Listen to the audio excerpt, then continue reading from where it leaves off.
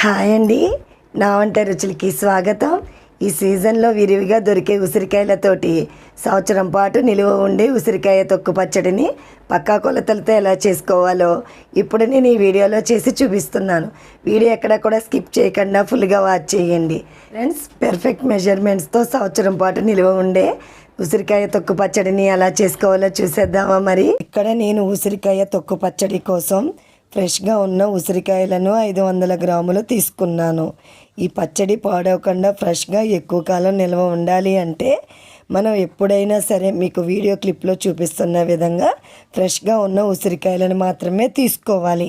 అలాగే ఈ పచ్చడి పెట్టడానికి ముందుగా వీటిని శుభ్రంగా వాష్ చేసుకుని ఈ విధంగా పొడిగుడ్డతో బాగా తుడుచుకోవాలి. ఇలా అన్ని ఉసిరికాయలను తుడుచుకున్న తర్వాత ఫ్యాన్ గాలిలో కనీసం ఒక 2 అవర్స్ పాటు ఆరబెట్టుకోవాలి.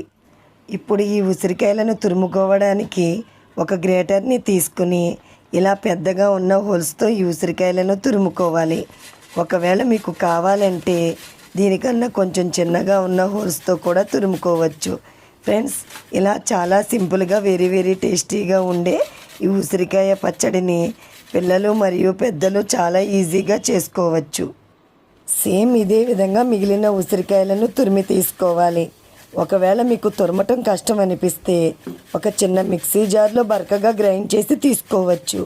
లేదా చాపర్ ఉంటే చిన్న ముక్కలుగా కట్ చేసి చాపర్లో వేసుకుని చాప్ చేసి అయినా తీసుకోవచ్చు. ఇలా అన్ని ఉసిరికాయలను తురుముకున్న తరువాత గింజకు మిగిలిన పార్ట్ని ఈ విధంగా చాకుతో కట్ చేసుకోవాలి.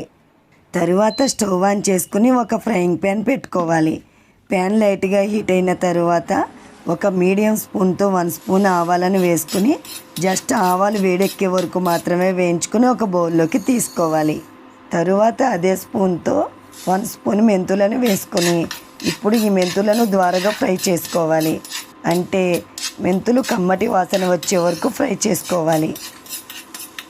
ఈ మెంతులను మీకు వీడియో క్లిప్లో చూపిస్తున్న విధంగా ఫ్రై అయిన తరువాత ఆవాలు తీసుకున్న అదే బౌల్లోకి తీసుకోవాలి.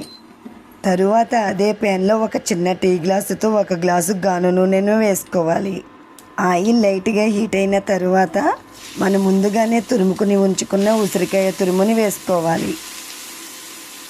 ఇప్పుడు ఈ ఉసిరికాయ తురుమును మీడియం ఫ్లేమ్లో కలర్ చేంజ్ అయ్యే వరకు ఫ్రై చేసుకోవాలి. ఫ్రెండ్స్, ఈ పచ్చళ్ళకి ఎప్పుడైనా సరే వేరే ఆయిల్స్ కంటే ఈ విధంగా గాను నూనెతో పచ్చడి పెట్టుకుంటే టేస్ట్ అయితే చాలా అదిరిపోతుంది. ఒకవేళ మీకు కావాలంటే ఈ గాను నూనె ప్లేస్లో వేరుశనగ నూనెతో కూడా పచ్చడిని పెట్టుకోవచ్చు. కాకపోతే నేను ఈ గాను నూనెనే ప్రిఫర్ చేస్తాను. యాక్చువల్గా ఉసిరికాయలలో తడి అనేది ఉంటుంది. పైగా తురుముకున్నాం కాబట్టి ఉసిరికాయల తురుము అనేది కొంచెం తడిగా ఉంటుంది. కాబట్టి పచ్చడి ఎక్కువ కాలం నిల్వ ఉండాలి అంటే బాగా ఫ్రై చేసుకోవాలి.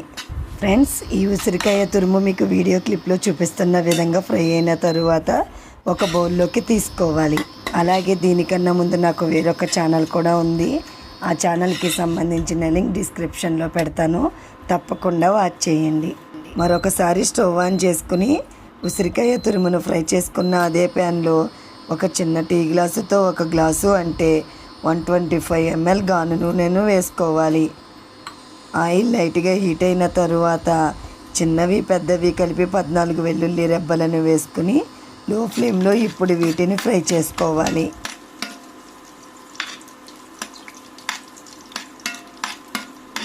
ఈ వెల్లుల్లి రెబ్బలు కాస్త ఫ్రై అయిన తరువాత ఒక మీడియం స్పూన్తో 1 స్పూన్ ఆవాలు మరియు 1 స్పూన్ జీలకర్రను వేసుకోవాలి. ఇప్పుడు వీటిని కూడా ఫ్రై చేసుకోవాలి.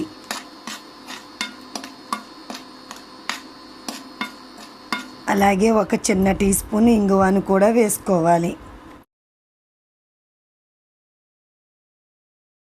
ఇవన్నీ వేగిన తరువాత శుభ్రంగా వాష్ చేసుకుని ఆరబెట్టుకున్న కరివేపాకును వేసుకొని ఫ్రై చేసుకోవాలి.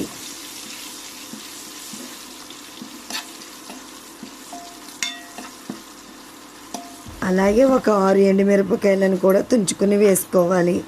ముందుగా ఎండుమిర్చిని వేసుకుంటే కరివేపాకు ఫ్రై అయ్యేలోపు ఎండుమిర్చి మాడిపోతుంది. కాబట్టి కరివేపాకు వేసుకున్న తరువాత ఎండుమిర్చిని వేసుకోవాలి. తరువాత పొట్టు ఒలుచుకున్న వెల్లుల్లి రెబ్బలు ఒక 40 గ్రాములు అంటే మీకు వీడియో క్లిప్లో చూపిస్తున్న విధంగా ఒక గుప్పెడు వెల్లుల్లి రెబ్బలను బ్లెండర్లో వేసుకొని పేస్ట్ చేసుకోవాలి. ఇవన్నీ పూర్తిగా చల్లారిన తరువాత ఒక మిక్సింగ్ బౌల్ని తీసుకుని ఇప్పుడు దీనిలో మనం ఫ్రై చేసుకున్న ఉసిరికాయ తురుమును వేసుకోవాలి.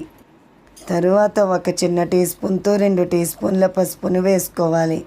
అలాగే 3 టేబుల్ స్పూన్స్ కారం వేసుకోవాలి. మరియు 2 టేబుల్ స్పూన్స్ గ్రైండ్ చేసిన కల్లుప్పును వేసుకోవాలి. మనం గ్రైండ్ చేసుకుని ఉంచుకున్న వెల్లుల్లి పేస్ట్ని వేసుకోవాలి. అలాగే మనం గ్రైండ్ చేసి ఉంచుకున్న ఆవాల మెంతుల పొడిని వేసుకోవాలి.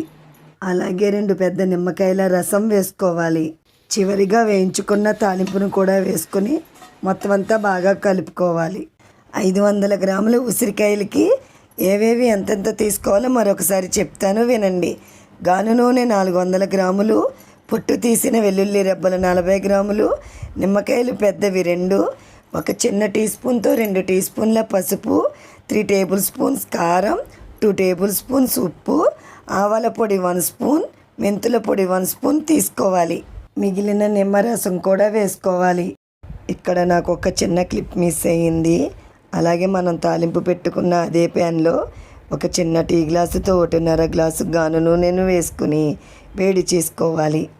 మీకు వీడియో క్లిప్లో చూపిస్తున్న విధంగా ఆయిల్ హీట్ అయిన తరువాత స్టవ్ ఆఫ్ చేసుకుని పూర్తిగా చల్లారిన తరువాత ఈ పచ్చడిలో వేసుకుని కలుపుకోవాలి. ఈ ఉసిరికాయ పచ్చడిని నేను చూపించిన సేమ్ ప్రాసెస్లో కనుక మీరు పచ్చడి పెట్టుకుని ఫ్రిడ్జ్లో స్టోర్ చేసుకుంటే సంవత్సరం వరకు పచ్చడి పాడవకుండా ఫ్రెష్గా నిల్వ ఉంటుంది. ఈ విధంగా పచ్చడి అంతా బాగా కలుపుకున్న తరువాత మూత పెట్టుకుని ఒకరోజు ఊరనివ్వాలి.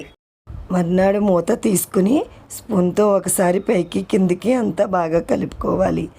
ఆయిల్ ఎంత బాగా పైకి తేరిందో చూడండి.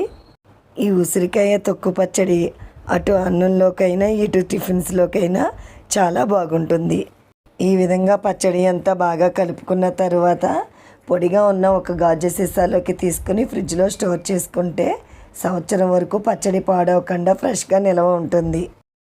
పచ్చడి ఒకరోజు ఊరిన తరువాత ఇలా వేడివేడి అన్నంలో నెయ్యి మరియు ఈ సీజన్లో విరివిగా దొరికే ఉసిరికాయలతోటి చేసిన ఈ ఉసిరికాయ తొక్కు పచ్చడిని కలుపుకుని తింటే టేస్ట్ అయితే చాలా అదిరిపోయింది. మరి మీరు కూడా ఒకసారి ట్రై చేసి చూడండి. అంతే ఫ్రెండ్స్, ఎంతో టేస్టీ అండి యమ్మీగా ఉండే ఉసిరికాయ తొక్కు పచ్చడిని అలా చేసుకోవాలో చూశారు కదా. మరి మీరు కూడా ఇదే విధంగా ట్రై చేసి మరి మీకు ఎలా వచ్చిందో క్రింద ఇచ్చిన కామెంట్ సెక్షన్లో తెలపండి. మరి అయితే వీడియో మీకు నచ్చింది అనుకుంటున్నాను. నచ్చితే మీ ఫ్రెండ్స్కి మీ రిలేటివ్స్కి షేర్ చేయండి. మరి నా నెక్స్ట్ వీడియోలో కలుద్దాం. Okay, bye friends.